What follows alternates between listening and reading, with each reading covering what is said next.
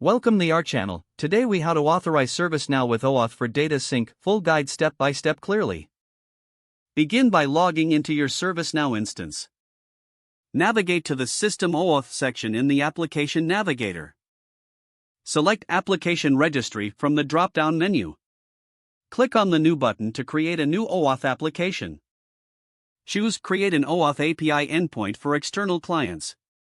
Fill in the required fields such as the name of your application, the client ID, and the client secret. Make sure to set the redirect URL to the appropriate value for your application. Configure the OAuth scopes to define the permissions for data access. Click the Submit button to save your application settings. Next, navigate to the Setup Clients section in your application. Retrieve the client ID and client secret for your newly created application. Open your external application that requires access to ServiceNow. In the external application, find the OAuth configuration settings.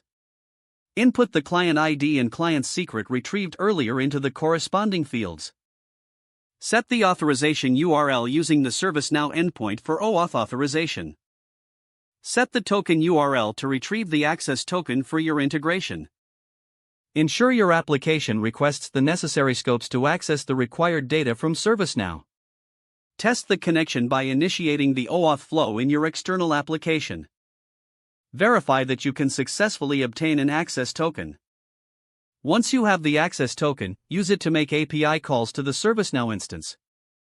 Check the responses to confirm that data sync is working as expected.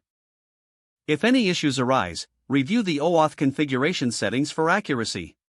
Adjust the scopes and permissions as necessary to refine access. Document the integration process for future reference and troubleshooting. If the page does not load, refresh the browser or try again in a private or incognito window. Make sure you are using the correct email address, then retype it carefully to avoid small typos. If your password is not accepted, use the reset option and create a new strong password you can remember. Check your spam folder for verification or security emails, then complete any requested confirmation steps. Enable two-factor authentication if available to improve account security and reduce unauthorized access risk. Don't forget to like this video and subscribe to our channel for more step-by-step tech guides.